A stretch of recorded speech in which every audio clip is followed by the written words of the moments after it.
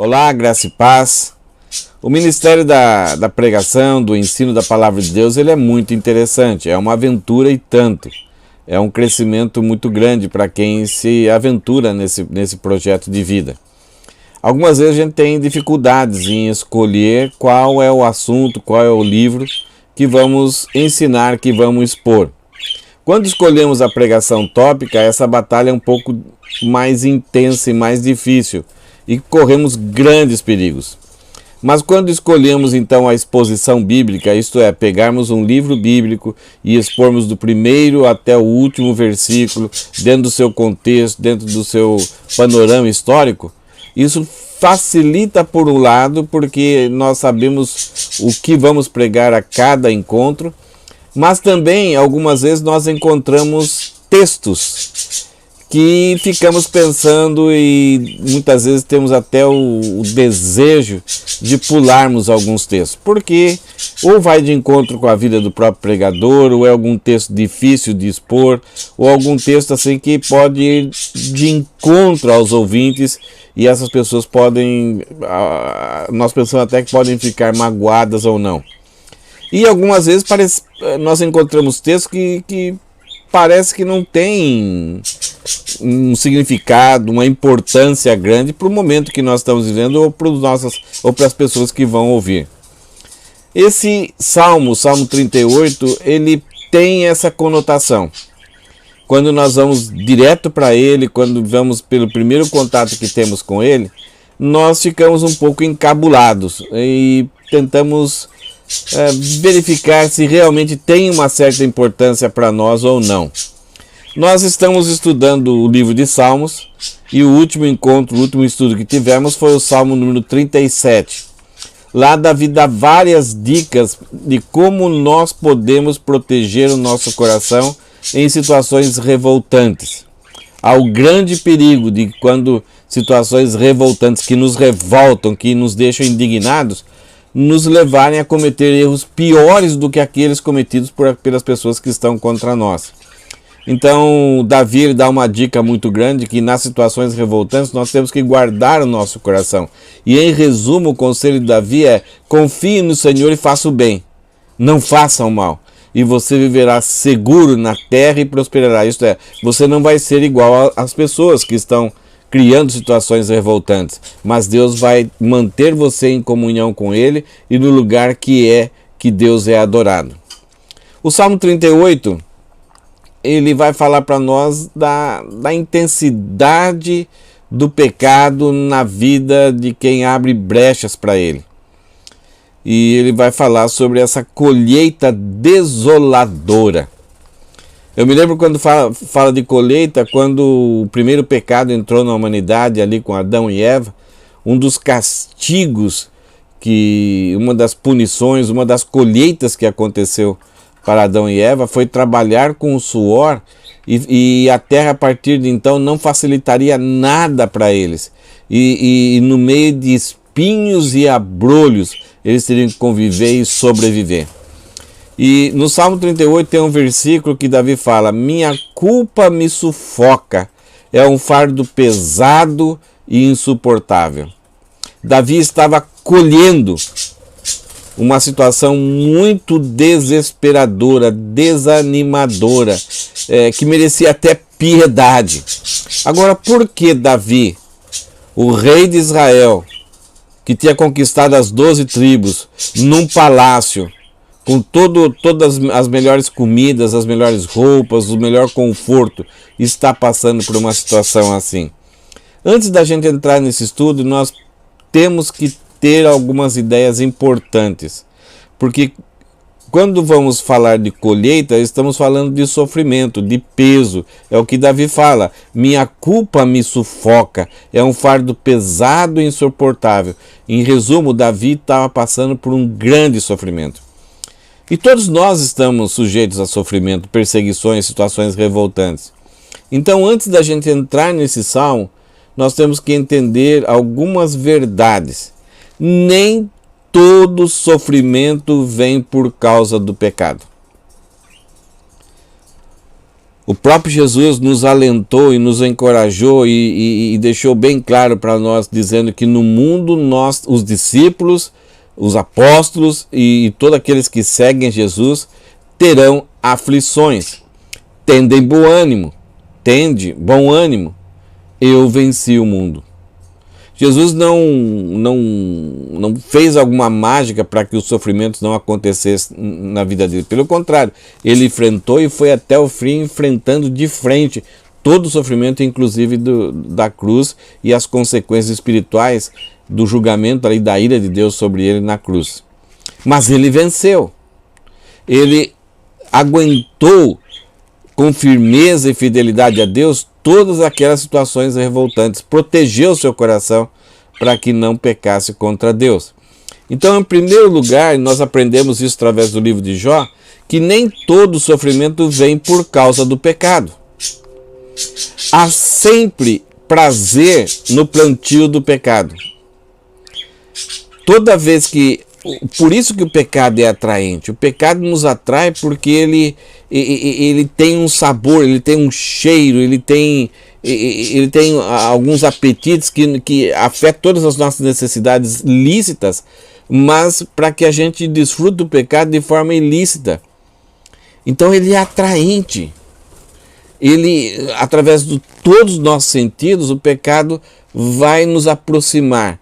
E esse prazer no plantio é muito grande. Desde a preparação, o sonhar com o pecado e o plantar o pecado, nós temos um grande prazer. Não dá para negar isso. Agora, esses prazeres não vêm de Deus. Eles desonram a Deus e nos afastam de Deus e do povo de Deus, da palavra de Deus, das disciplinas de Deus, que é a oração, a leitura bíblica.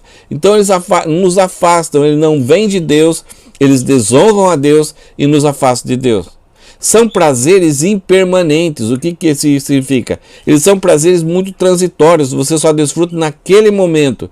Mas muitas vezes até no momento você já começa a sentir a culpa porque está desonrando, desagradando, traindo, indo contra você mesmo, contra os seus valores e seus princípios. Então são prazeres impermanentes, não permanecem, não duram para sempre. E são obtidos somente naquele momento do plantio. Mas a colheita é desoladora. Esses prazeres não permanecem. Por isso há o desespero do ser humano em tentar fazer com que esses prazeres permaneçam. E aí a morte chama a morte, um buraco chama outro buraco.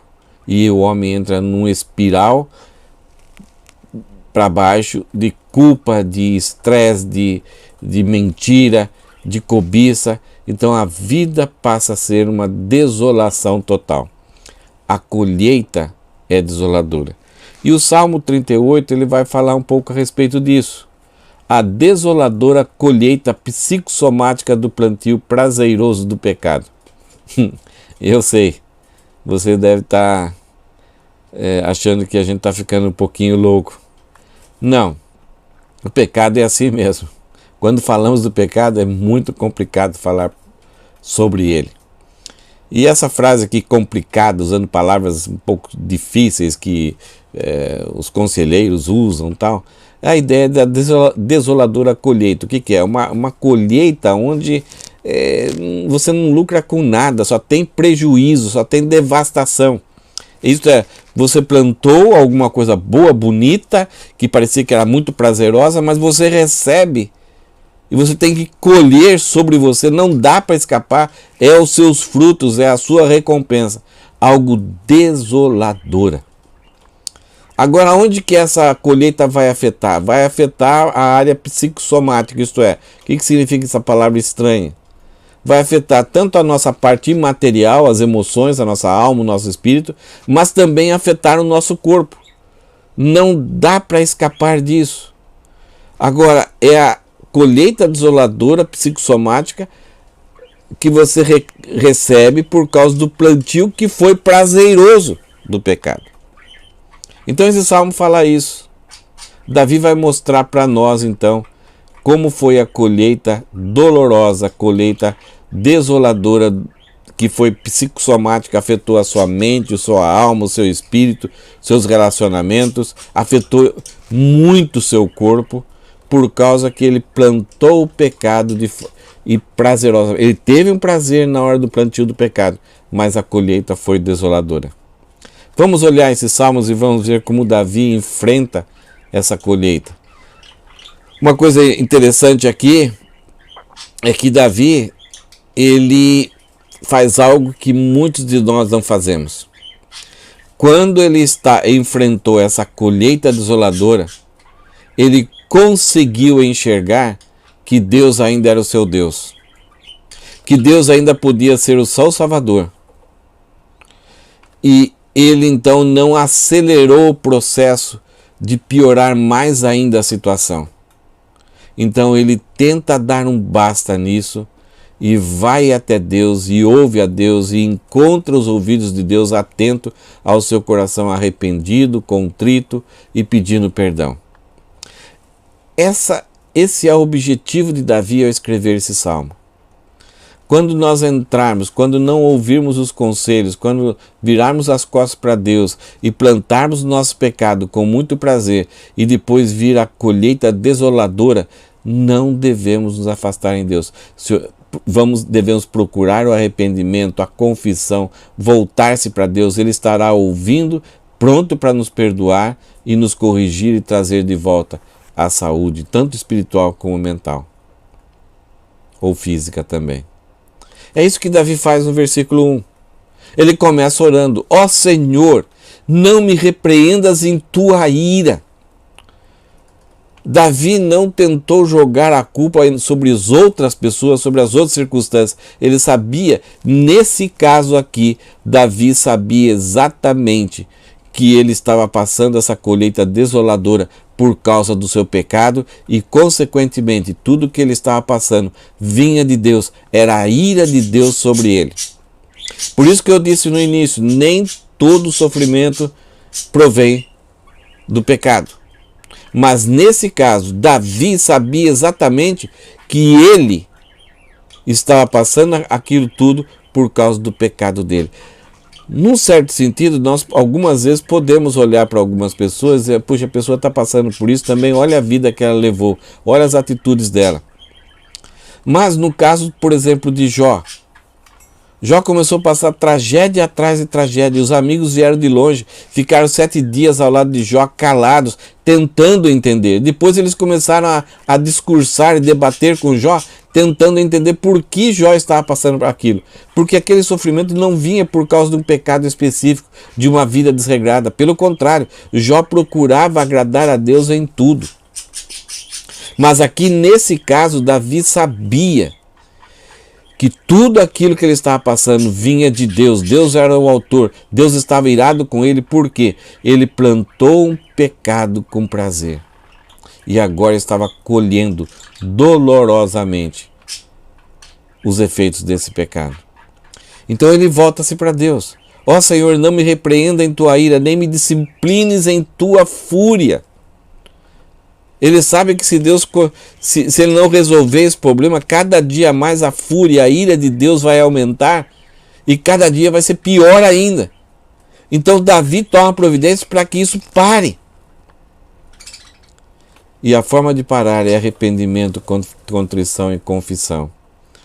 Davi relata as circunstâncias em que ele está vivendo. Ele fala: tuas flechas se cravam fundo em mim, e o peso de tua mão me esmaga. Por causa de tua ira, todo o meu corpo adoece. Minha saúde está arruinada por causa do meu pecado. Então Davi demonstra aqui, a razão dele estar passando por essa colheita é que por causa exatamente do pecado dele. Minha culpa, por causa do pecado dele, me sufoca. É um fardo pesado e insuportável. Minhas feridas infeccionaram e cheiram mal por causa de minha insensatez. Isto é, eu não tive bom senso, eu não dei atenção à palavra de Deus, eu fui atrás do prazer do pecado. Davi fala: estou encurvado e atormentado, entristecido, ando o dia todo de um lado para o outro lado. Meu corpo arde em febre, minha saúde está arruinada. Muitas vezes nós passamos por situações igual que Davi passou. Febre, entristecido, corpo dolorido, sentindo sufoco. Mas nesse caso aqui, Davi sabe exatamente que tudo isso provinha da ira de Deus, por causa do pecado dele, por causa da desobediência dele. Mais para frente vamos ver alguns outros detalhes dessa desolação espiritual e física de Davi, dessa situação triste que ele estava passando, e vamos perceber que Davi estava sofrendo de alguma doença que era tão trágica, tão terrível, que afetava todo o seu emocional, o seu espiritual e o seu físico. Creio que você já passou isso. Algumas vezes temos doenças que não conseguimos comer, tem muita febre, muito desânimo, muito sufoco, desespero, e afeta todo o nosso emocional, não temos vontade de nada, parece que estamos sendo oprimidos e esmagados. Aparentemente, talvez Davi está falando que em algum momento da sua vida, nesse momento que ele está vivendo, ele tinha talvez uma doença parecida com a lepra, por causa de algumas desolações que ele ainda vai passar. Em nenhum lugar na Bíblia, na história de Davi, nós temos um momento que fala que ele teve uma doença parecida a essa. Mas uma coisa que a gente tem que aprender é que as histórias que nós temos de Davi, elas não relatam tudo o que aconteceu sobre Davi, sobre Moisés, sobre Abraão, sobre o próprio Jesus. A biografia de Jesus, os narradores que falaram sobre Jesus, eles narraram somente 52 dias sobre Jesus. Então é bem possível que Davi em algum momento tenha passado uma situação assim, de ter uma doença que consumia ele por inteiro. Aquele calor, aquele sofrimento, estar triste, estar totalmente afetado espiritualmente e também fisicamente. Mas a diferença aqui é que Davi sabia que aquela circunstância que ele estava enfrentando era por causa da sua insensatez, da sua desobediência, do seu pecado diante de Deus. Em vez de ele continuar se afastando e cada vez matando mais a esperança que ele tinha em Deus, ele dá um basta, ele vai até Deus e ora a Deus.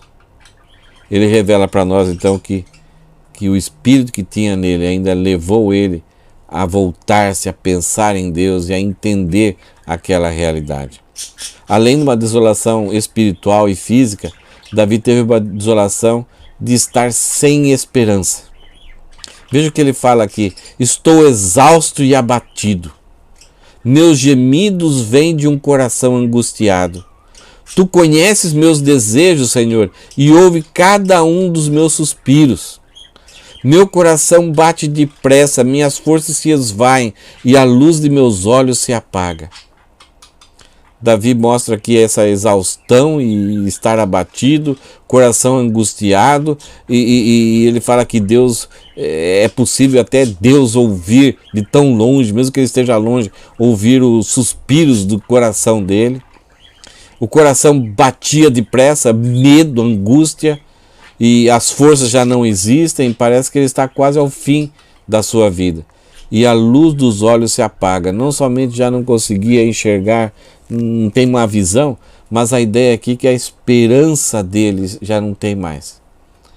Ele já quase se prepara então para o seu fim.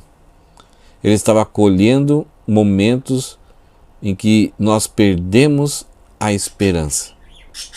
Não há mais remédio para nós. Nesse caso aqui, Davi sabia que era por causa do pecado dele. E ele não tenta justificar. Ele reconhece que essa era uma colheita que ele estava recebendo por causa da sua transgressão, por causa da sua desobediência. Davi fala que essa desolação, essa colheita desoladora era tão grande que afetava todos os seus relacionamentos. Ele era um rei, tinha muitos amigos, muitos companheiros, tinha inimigos também, tinha familiares. Era uma pessoa que estava sempre ao redor de outras pessoas. Dificilmente Davi tinha momentos solitários. Mas aqui, por causa do seu pecado, Davi mostra que a colheita do prazer que o pecado traz, mas essa colheita é dolorosa. E as piores coisas na questão de relacionamentos acontecem. Olha o que ele escreve no versículo 11. Amigos e conhecidos se afastam de mim por causa da minha doença.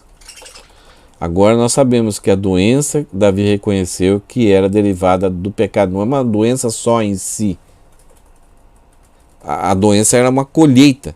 Algumas vezes nós ficamos doentes, nós ficamos enfermos e pessoas não podem nem nos visitar. É o que está acontecendo no mundo agora. Esse sofrimento e pessoas... Ontem mesmo um irmão de um irmão, um grande irmão também de uma igreja de Bragança Paulista, ele faleceu, um jovem. E a tristeza dessa pandemia é que quando a pessoa vai ser hospitalizada, ninguém pode visitar, ela fica sozinha, isolada.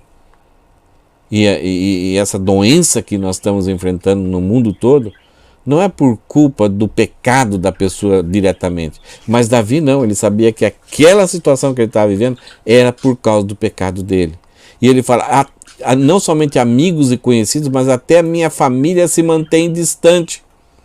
A lepra, se for a lepra aqui, essa era a tragédia da lepra. Pessoas perdiam relacionamentos, ninguém podia tocar nos objetos de prato, garfo, talheres, copos, a pessoa roupas, porque corria o perigo de se infeccionar. Uma coisa aqui só para a gente ponderar um pouquinho. A lepra foi o castigo de Miriam e Arão, porque foram contra Deus, foram contra Moisés, achavam que Moisés não estava agindo corretamente. E por causa disso, por causa desse levante, dessa rebeldia, dessa contrariedade com Deus, não tentarem fazer do jeito deles, Deus os castigou com lepra. Moisés intercedeu depois por eles. E durante toda a história da nação de Israel, a lepra começou a ser considerada um pecado, uma doença consequente de rebeldia, de difamação, de maledicência. E a lepra, ela tem uma punição, isso é um tratamento que parece bem com esse pecado, que é o isolamento. Então, a pessoa que tem lepra, ela passa a não fazer parte da comunidade, ela tem que ser afastada. E era era uma das doenças mais tristes, porque mesmo que a pessoa não tivesse responsabilidade nenhuma por essa doença, ela era categorizada, ela era tratada como se fosse uma pessoa maledicente, que a mão de Deus estava sobre ela. Então, o ser humano, ele faz isso.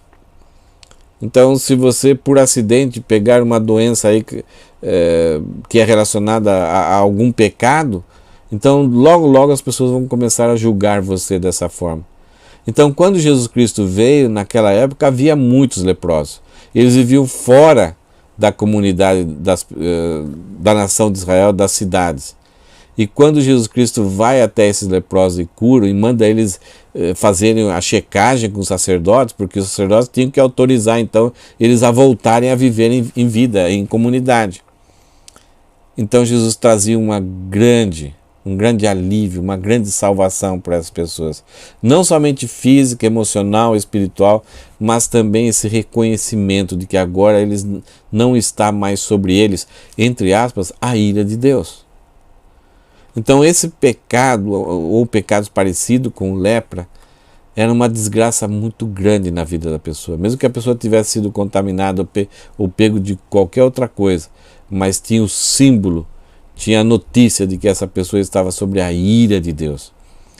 Mas Davi, ele não tem dúvida sobre isso.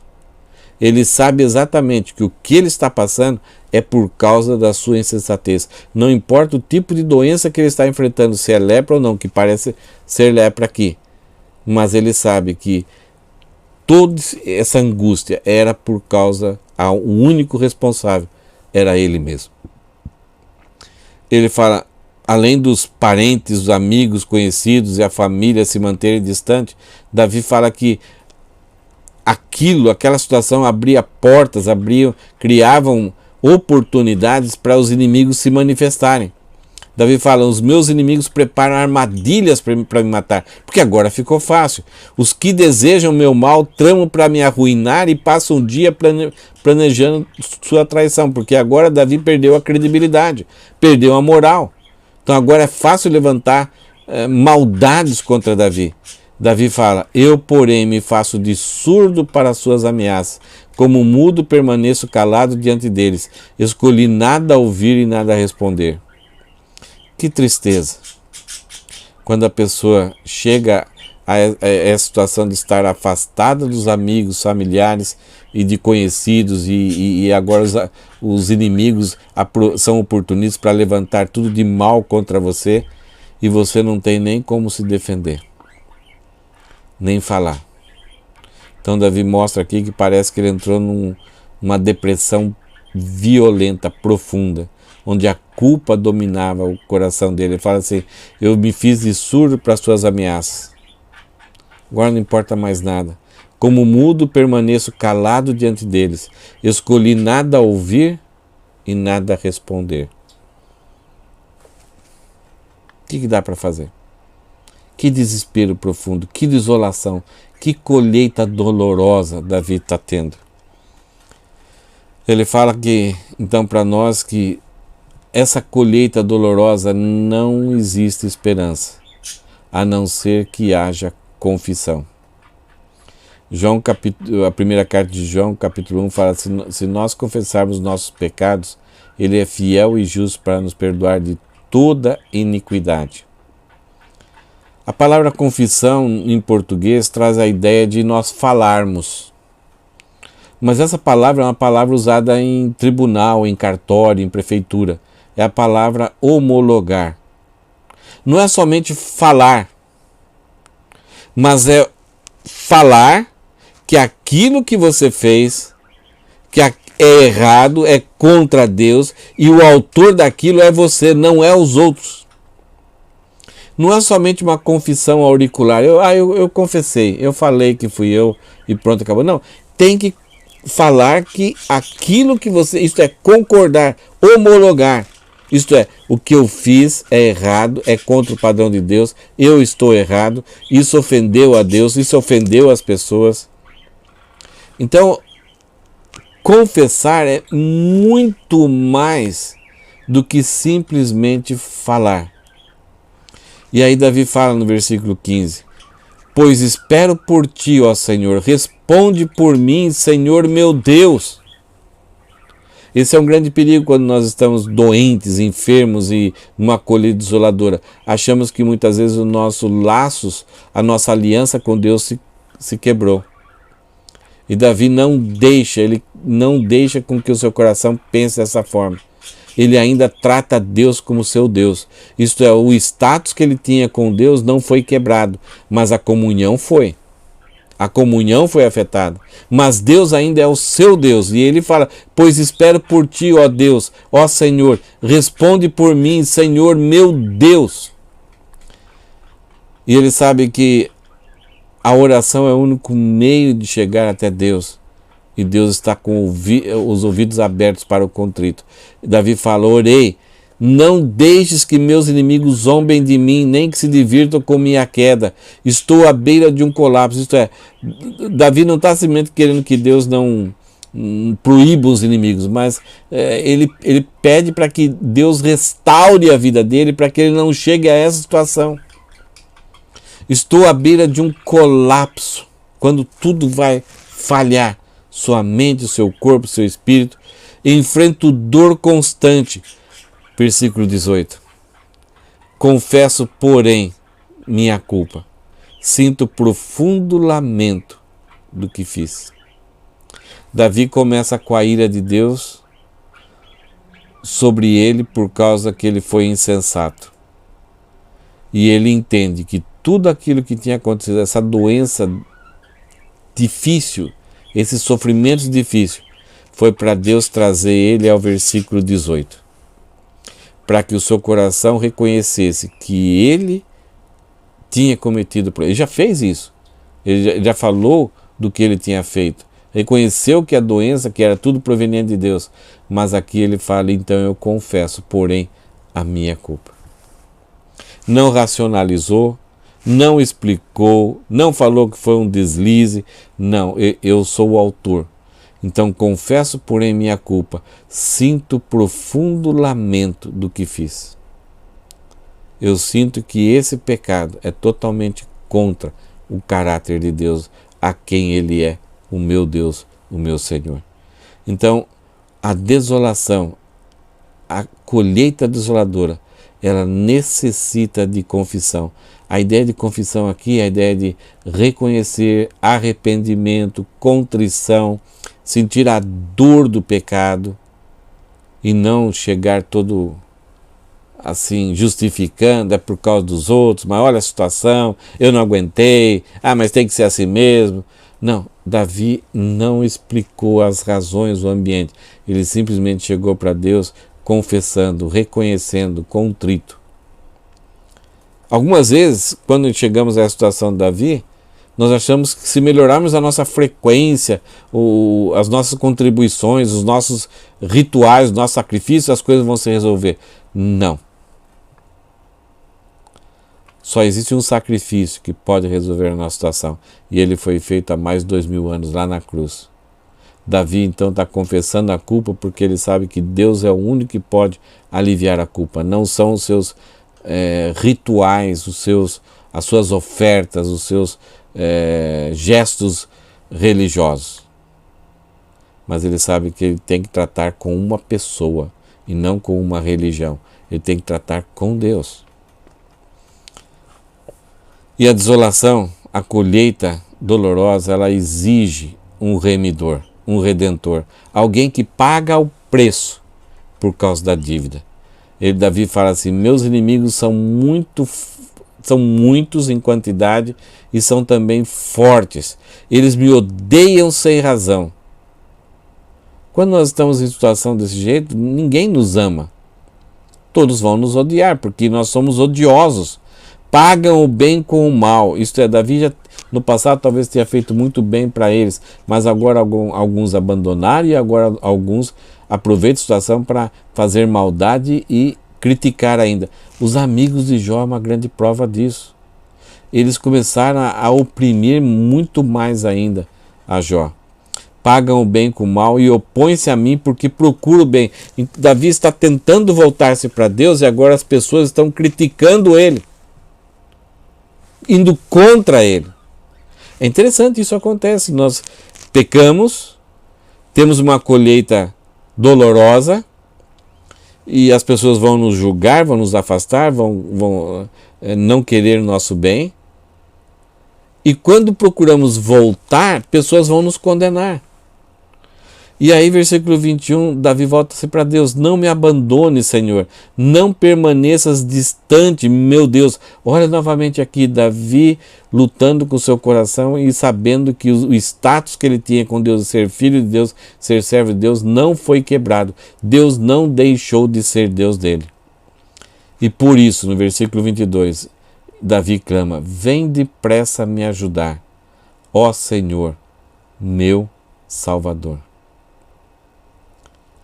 Aqui nós percebemos como Davi começa com a ira de Deus sobre ele, a doença, e aqui agora ele pede o remidor, e o remidor é somente Deus. Davi não foi atrás de um profissional para ter alguns conselhos, para ajudar com seus transtornos e retornos, com as suas dificuldades, com os seus pensamentos ruins, as dificuldades. Não, Davi correu para Deus, porque o problema era com Deus. Ele foi insensato e ele entendia que tudo aquilo vinha de Deus para o trazer rapidamente de volta à santidade. O que nós vimos hoje então no Salmo 38 foi a desoladora colheita psicossomática do plantio prazeroso do pecado. O pecado nos atrai, promete prazer e dá prazer, mas a colheita é dolorosa e afeta tanto o nosso físico, as nossas emoções e o nosso espírito. Algumas considerações então. Quando você ouvir alguém pregando assim, pare de sofrer. Enquanto nessa vida, uma pessoa que prega assim, ela está mentindo. Porque teremos sofrimentos. Alguns simplesmente por sermos filhos de Deus, outros por causa da natureza normal que estamos vivendo, essa natureza frágil, esse, Paulo fala, esse tabernáculo frágil que precisa ser revestido de glória, que é a bendita esperança de todo crente. Mas também alguns vão sofrer por causa do seu pecado prazeroso, mas vão sofrer por causa que vão estar colhendo essa colheita dolorosa. E o objetivo de Deus oprimir e ir atrás, disciplinando com a sua ira, é trazer o homem de volta para si. Então, alguns salvos, ao pecarem, se afastam de Deus, não somente pela iniquidade dos atos. Quando pecamos, trocamos Deus pelo prazer que temos do pecado. Então, alguns, quando pecam, se afastam de Deus, não somente pela iniquidade dos atos, mas pela falta de esperança de continuarem a serem amados por Deus. Quando começamos, não somente nos afastamos, porque quando pecamos contra Deus, mas também algumas vezes permanecemos no pecado e nos aprofundamos no pecado e afastamos mais ainda de Deus, porque não temos esperança de que Deus pode nos perdoar. O nosso coração enganoso fala, acabou, você caiu agora, não tem mais jeito para você. O pecado, nós precisamos entender isso, o pecado fere a comunhão do salvo para com Deus. Realmente o pecado fere essa comunhão. Portanto, não termine de matar a comunhão se entregando ainda mais ao descaso e à falta de arrependimento. É justamente isso que a gente aprendeu nesse salmo. Davi, ele estava sem esperança, ele estava desolado, ele estava sofrendo fisicamente, espiritualmente, os seus relacionamentos estavam totalmente destruídos, pessoas aproveitando, sendo oportunistas, querendo fazer mal para ele, mas ele não matou a esperança. Ele não deixou isso acontecer, por isso que ele venceu. Então vença também dessa mesma forma. A melhor esperança que o pecador contrito pode ter é de que será recebido nos braços do Pai quando volta para casa.